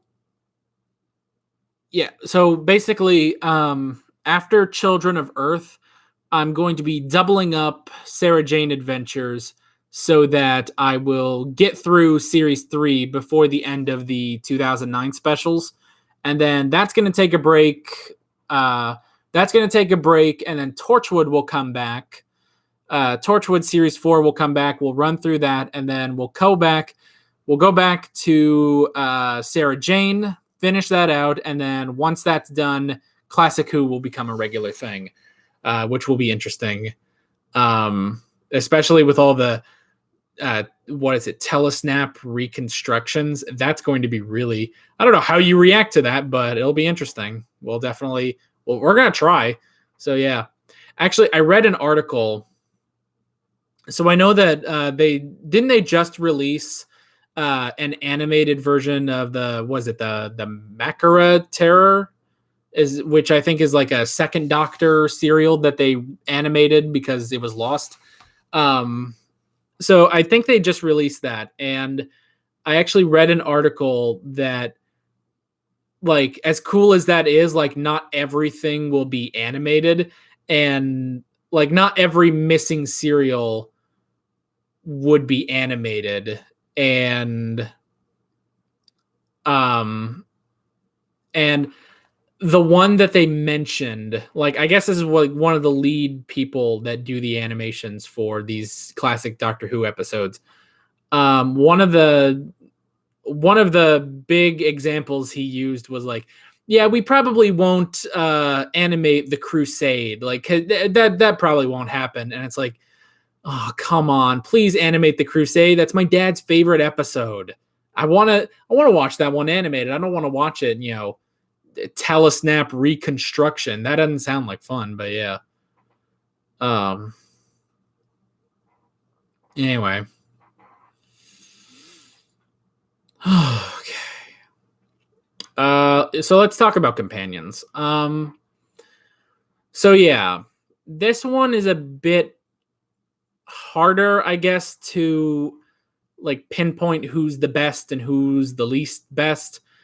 So I guess so. I'll just give my rankings just right off the bat. Let me tell you all of them, and then we'll just kind of discuss them. You guys can throw some questions at me and stuff. So yeah. My companion rankings from least to best, basically, is how I'm gonna do this. And there's only 5 people on here, so yeah.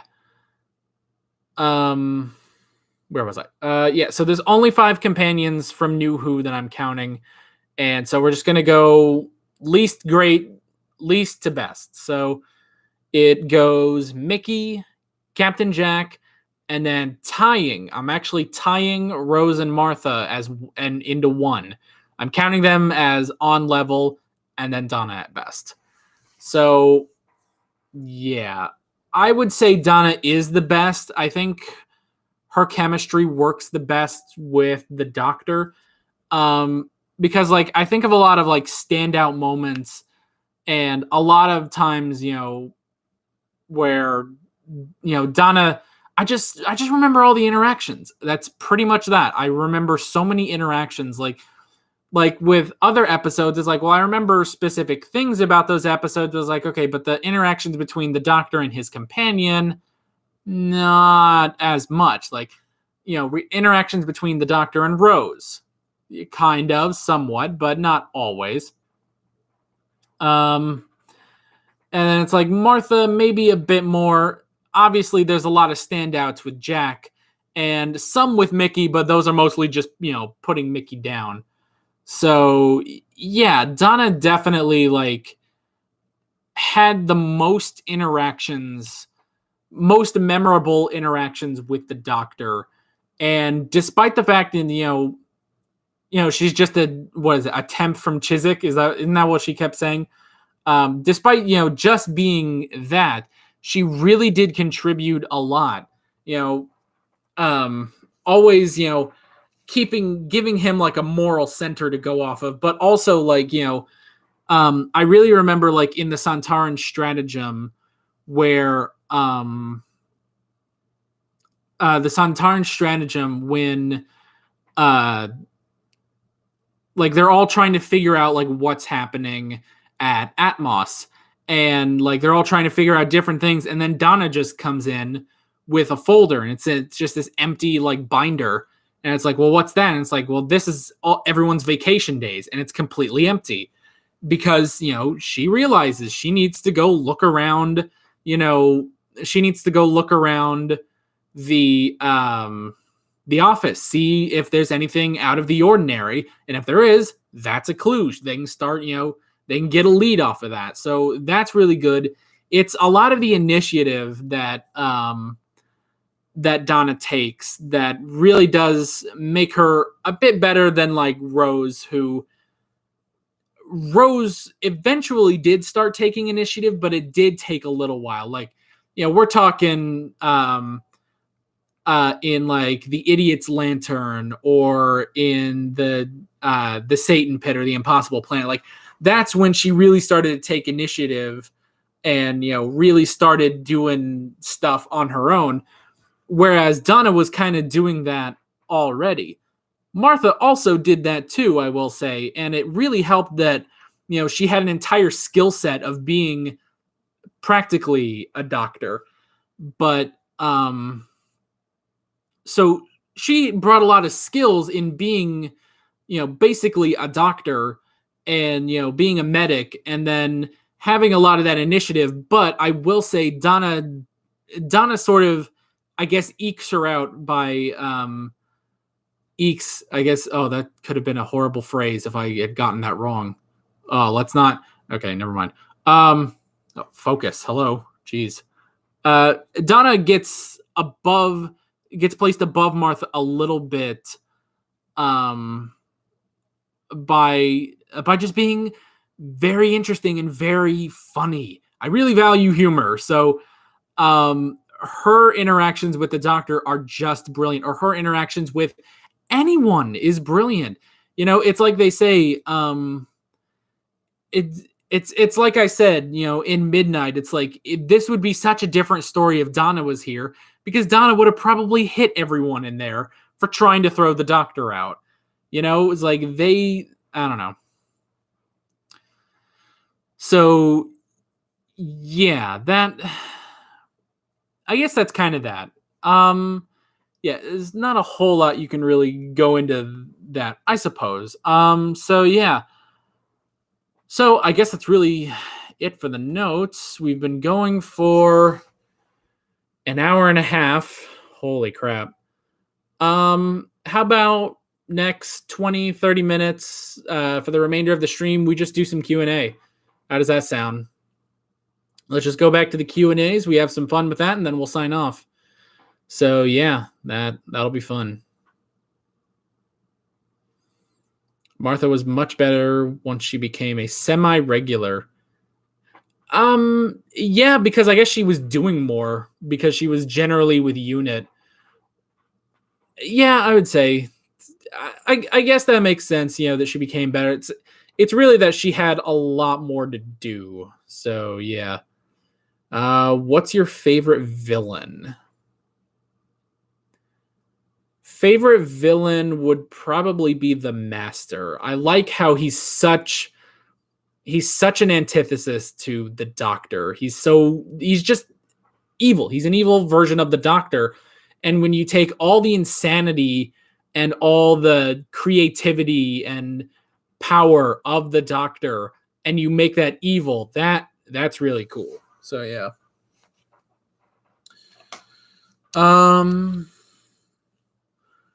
Do you relate to the Doctor or any of the other characters? I guess in a sense I would relate to the companions because they are just kind of normal people. I don't know if I would necessarily go with the Doctor like the companions. Like, I don't know if I would do that, but I can relate to that. I can understand that. But yeah. Now, can I relate to the Doctor? Maybe in some of the human aspects, but it's a little tricky to do. Least favorite story so far. Least favorite story. That's tricky. Wonder. I'm gonna go look at the playlist, see what I can find. Oh, geez. I'm still getting notifications because Torchwood went up today. Yeah. Let's see. Rose, The End of the World, The Unquiet Dead, Aliens of London, World War III, Dalek, Long Game, Father's Day, The Empty Child, The Doctor Dances, Boomtown, Bad Wolf, Parting of the Ways, Born Again, The Christmas Invasion, New Earth, Tooth and Claw, School Reunion, The Girl in the Fireplace, Rise of the Cybermen, Age of Steel, The Idiot's Lantern, The Impossible Planet, The Satan Pit, Loved Monsters, Fear Her, Army of Ghosts, Doomsday, The Runaway Bride, Smith and Jones, The Shakespeare Code, Gridlock, Daleks in Manhattan, Evolution of the Daleks, The Lazarus Pit, 42, Infinite Quest, Human Nature, Family of Blood, Blink, Utopia, The Sound of Drums, Last of the Time Lords, Time Crash, Voyage of the Damned, Partners in Crime, Fires of Pompeii, Planet of the Ood, Sontaran Stratagem, The Poison Sky, The Doctor's Daughter, The Unicorn and the Wasp, Silence in the Library, Force of the Dead, Midnight Turn Left, Soul and Earth, and Journey's End. Jesus. I've done a lot of stuff in the past year. What would be least favorite? I mean, I don't want to be cliche and say Love and Monsters, even though that's kind of low to me. 42 is kind of low on there because it was just like, all right, I guess. It was not bad. It wasn't bad, but it was just kind of okay. And then like Fear Her is a little low on there. New Earth, maybe. The Long Game might be kind of down. So yeah, if that helps. Oh God, so many things.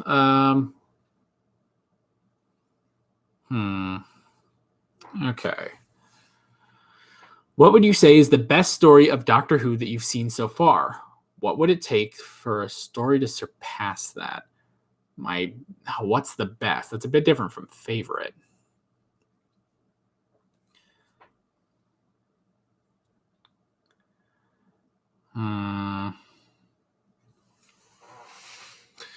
What would I say is the best story? I mean,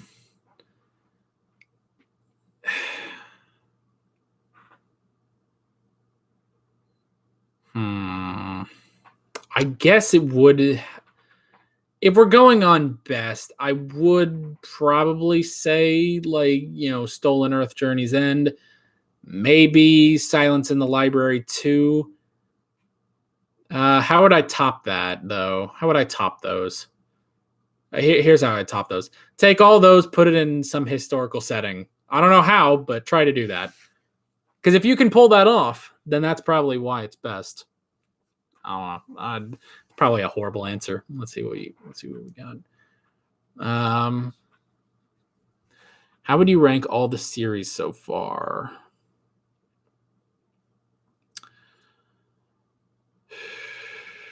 Let me look at them real quick again, because I need to see.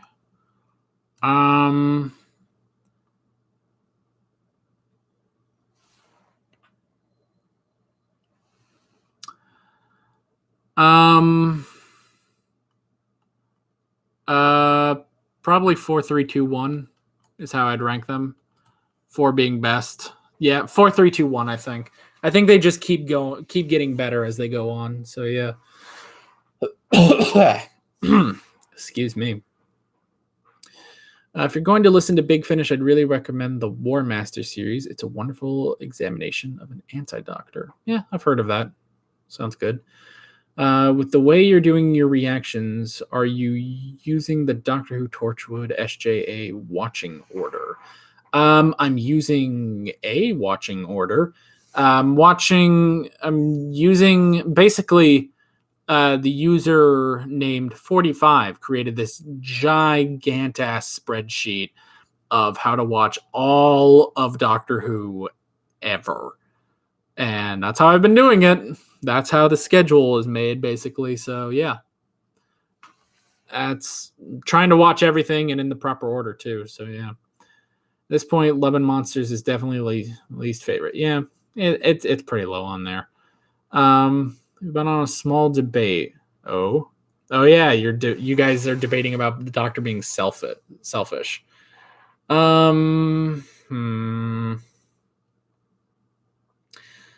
Is he selfish specifically for wiping Donna's mind? Oh, I hate to sit on the fence about this, but it is sort of a half and half. Whereas it is sort of a bit of a half and half, where it's like, yes, it's a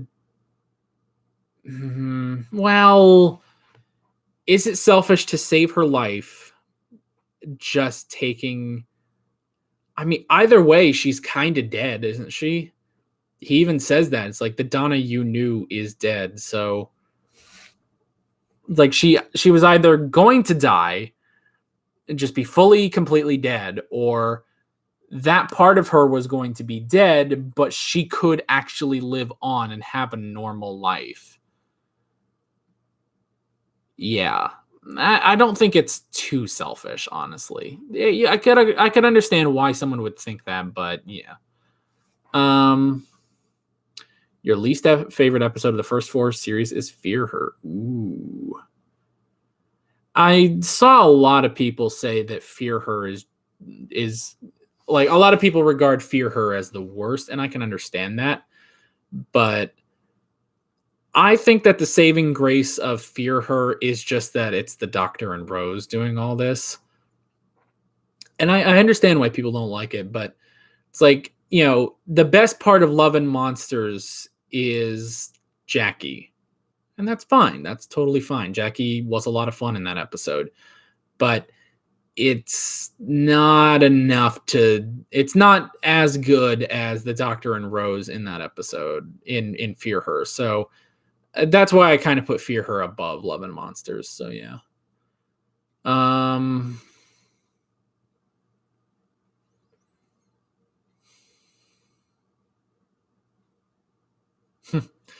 The long game is okay at best. Yeah. What's your favorite Doctor Who quotes? Harriet Jones, Prime Minister, former Prime Minister, MP for Flight Del North. I think that's exactly what it is. At least I hope so. Yeah, most of the Harriet Jones stuff, anything that Jack says, yeah, I guess. Let's see. Do you know how you say keep things in this? Okay.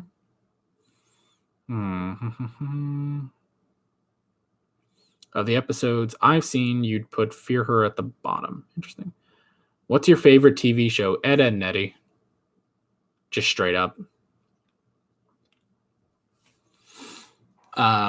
Yeah, that's my favorite show. Actually, in 2017, I did a list of the top 7 best episodes. I've loved that show since I was a kid. So yeah. What's your favorite anime? Yu-Gi-Oh! I guess the original series. Love Yu-Gi-Oh! GX though, and Zexal is pretty good too. But yeah, I'd say if we're just counting one series, then Yu-Gi-Oh! Probably followed by sort of a tie between Dragon Ball and Dragon Ball Z. I haven't watched a lot of anime, so yeah. Gankotsuo, The Count of Monte Cristo. That's an amazing anime. If you haven't watched it, go watch it. It's amazing. Oh God. What do you think of Torchwood and the Sarah Jane Adventures? What do you think of them, and can you draw any comparisons? Comparisons between Torchwood and the Sarah Jane Adventures? Not much. Well,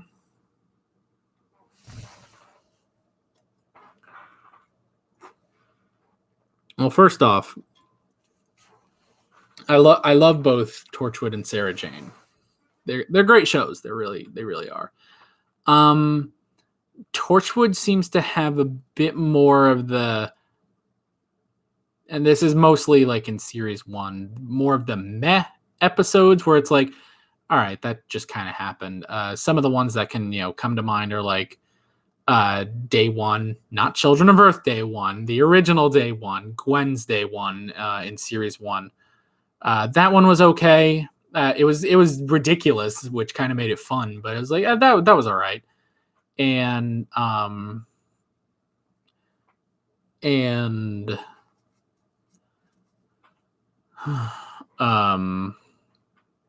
like Greeks Bearing Gifts was okay. That one might be my least favorite one, actually. I maybe to be kind of honest, I may have zoned out a little bit in that one because I did not care I didn't care in that episode. Like nothing was pulling me in at all.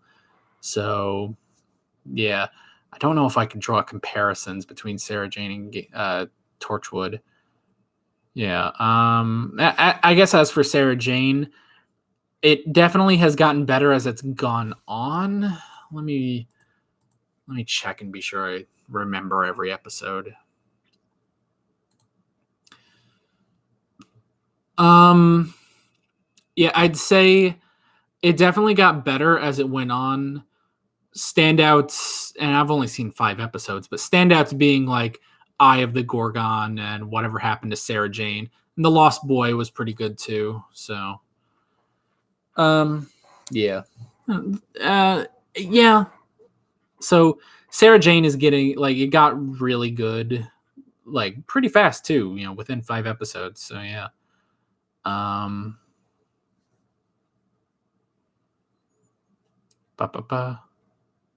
Haven't even heard of that. Oh, are you talking about Gankotsuo? Look it up. It's amazing. Just look up like Count of Monte Cristo anime. It's pretty good. Would you consider watching both versions of FMA 03 and FMA B in the future? I've thought about Full Metal Alchemist Brotherhood. That was actually originally that was on the poll for my 3rd reaction series, but it ended up losing to Game of Thrones. It's definitely going to be on the next anime poll, which is actually so I'm going to be doing an anime only poll for an anime reaction series after Stranger Things season 3. So that's like August. So yeah. Are there any characters from any episode of Doctor Who that you thought would have made a great companion but didn't become one? Timothy from Family of Blood and Laszlo and Tallulah.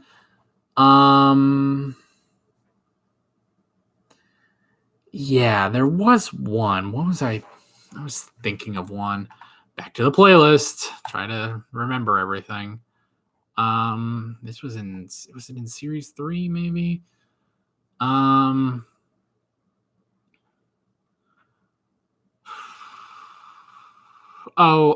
Sally Sparrow from Blank. I think she would have been a lot of fun. And then was there another one? I feel like there was another one.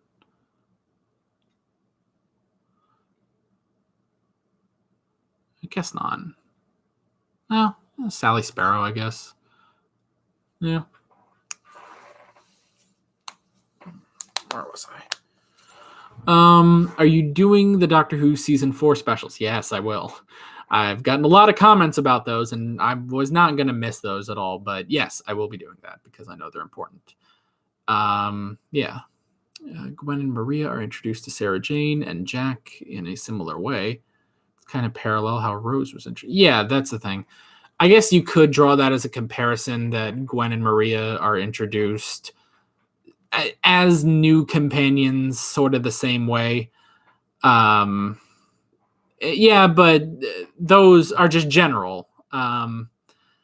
Those are pretty much just in general, like, oh, this is how we bring in the new character that will be following, that will, be sort of the audience's way in. Like, this is the person who is just starting to learn all this stuff, and that's how we learn as an audience. So yeah. How do you feel watching the 456 in Children of Earth? Fuck the 456. Jesus. I really enjoyed the series, but the 456 basically getting high on children. Oh, fuck. Don't get me started on that. Oh, I recorded those last 2 episodes yesterday, and that was horrible. It really makes you hate the 456. They're great villains, I suppose, but yeah. Which episodes of Doctor Who would you not want to go back and rewatch because they're either forgettable or really bad? The Long Game comes to mind. 42. I sound like a crazy person. It's like The Long Game, 42. It's like I'm just saying random words and numbers, but yeah, 42. There's some in season 3 or series 3. Yeah, I guess. Was there anything else? God, I need to keep this playlist open so I can just look at it all the friggin' time. Okay. I like the Idiot's Lantern. That was fun. Smith and Jones was okay. Yeah, I would not watch The Infinite Quest again. Oh my gosh. A lot of you guys, when I put that up, you really like, what even is this? Well, how did you know about this? I forgot about this. Yeah. Other than that, no, not a lot. I guess just sort of 42 and like The Long Game. I guess just sort of like that. Maybe The End of the World, episode 2 of series 1. That one I could go watch, but nah. It was all right. Do you know what you'll do when you finish the spin-offs? After the spin-offs is classic Doctor Who all the way, with the one exception of taking a small break to watch Class. So yeah, after the spin-offs, basically Classic Who becomes a weekly thing, and not like we're not going to be doing like 7 episodes in one video like we've been doing. But we'll break it up. So if there's like 6 episodes, then we'll watch 3 in one video and then 3 in another to keep our sanity. So yeah. How consistent would you say Doctor Who is? I'd say it's gotten more consistent as it goes on. I mean, all the episodes are pretty. I mean, most of the episodes are good. There is a varying range of good, from like, holy crap, this is one of the greatest things ever made, to that was all right. But it's like, yeah, it's definitely like, it's for the most part consistent. And series 4 was pretty consistent, I gotta say. Like, there was nothing in series 4 where it's like, well, that was, it's like, no, all this is pretty good. And then there were the episodes like, oh, this is amazing and stuff like that. So I'd say it's gotten more consistent as it goes on. So yeah. What anime will be in your poll? Full Metal Alchemist Brotherhood, My Hero Academia, the original Hellsing Ultimate series, something else. I don't remember off the top of my head, but something like that. Yeah. I think Unit should have their own spinoff. Maybe I could see Unit getting its own spinoff. Yeah, I suppose. I think the only thing is, I feel like the reason Torchwood worked was because that it was Torchwood 3 specifically.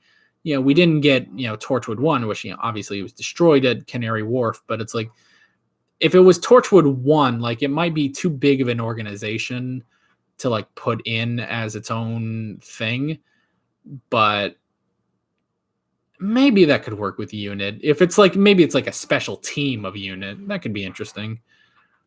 So excited to see you do Class. It's horrifically and hilariously awful. I have heard that people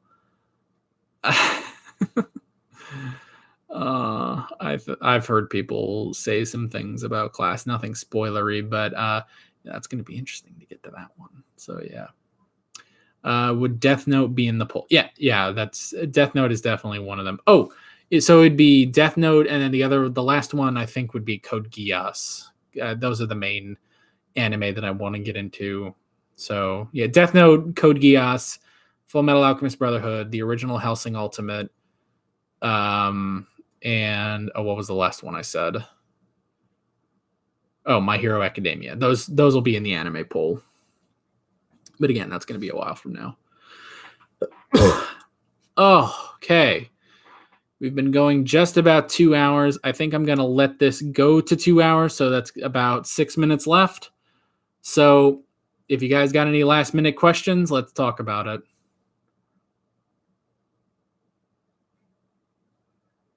it. Originally, FMAB and My Hero Academia were on the poll where Game of Thrones won. They were the only 2 anime, and Full Metal Alchemist Brotherhood did get a lot of votes. It's just that Game of Thrones got a lot more. So yeah, you do look like you need a rest, Alex. talking for 2 hours consistently is not an easy task. So yeah, my voice is definitely going. This has gotten a lot more chill. Like I feel like I really used a lot of energy on that whole Silence in the Library recap spiel I did. Am I gonna do more live streams? Like to see more Doctor Who or Torchwood? Anything off the Doctor Who universe? Yeah, I'd like to do some more live streams. That would be nice. I'm debating whether or not to do one over Children of Earth. Maybe it's so depressing though. So yeah.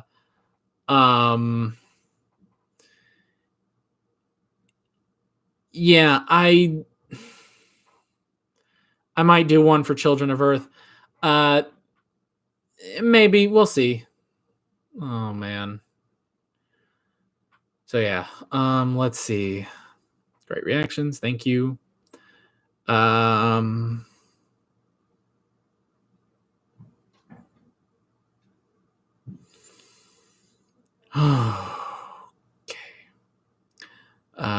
What do I want to see in future episodes of Sarah Jane and Torchwood? Torchwood, I want to see them chill out for a bit, just a little bit. Wait a good 6 or 7 episodes before they kill someone again. Sarah Jane.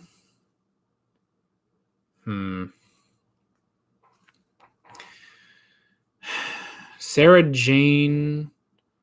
I'd like to see the Doctor. That'd be interesting. The Doctor hasn't crossed over to to Torchwood or Sarah Jane yet, so that'd be interesting. So yeah. Other than that, Sarah Jane, I just want the more compelling stories. Like Revenge of the Slitheen was okay and it was fun to watch, but like Eye of the Gorgon was really solid, and whatever happened to Sarah Jane was really good. Like if we could just keep it a bit more consistent, that would be good. So yeah.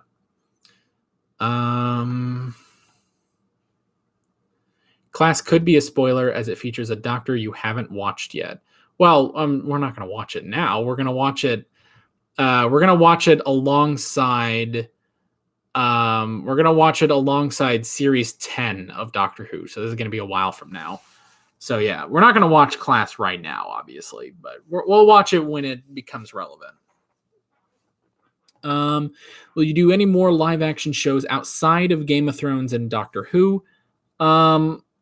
Yeah, but it's going to be a little bit because the schedule is kind of tight right now.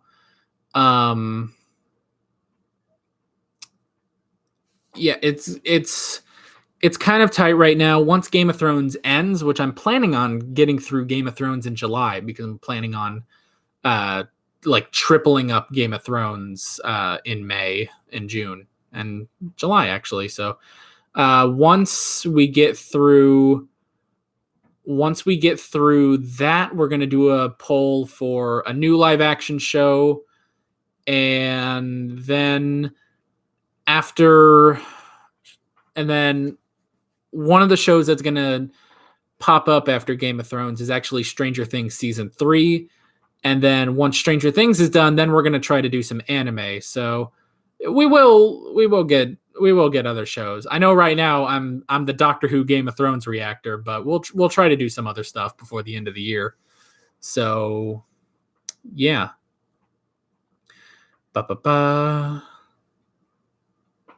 Eye of the Gorgon is really underrated. I loved Eye of the Gorgon. It was really interesting. Torchwood Series 1 or Series 1 of the Sarah Jane Adventures.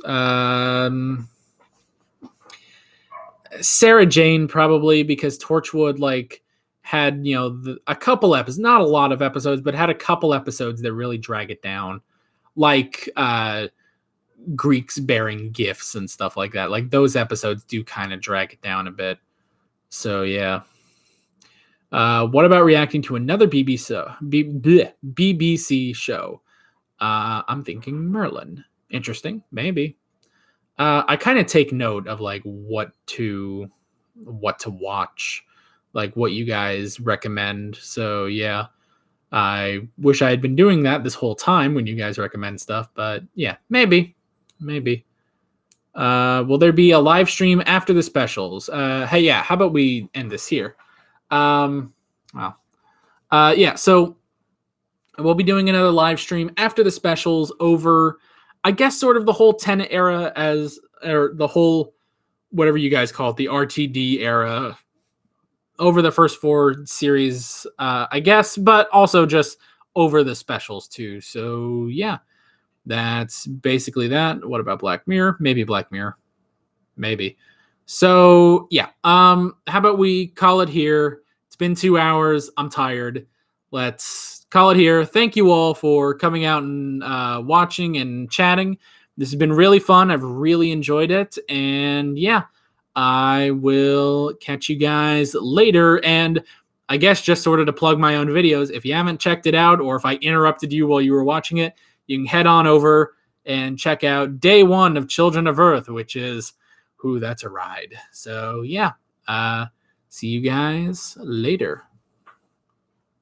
Now for the awkward silence as I go to the end stream button. Bye.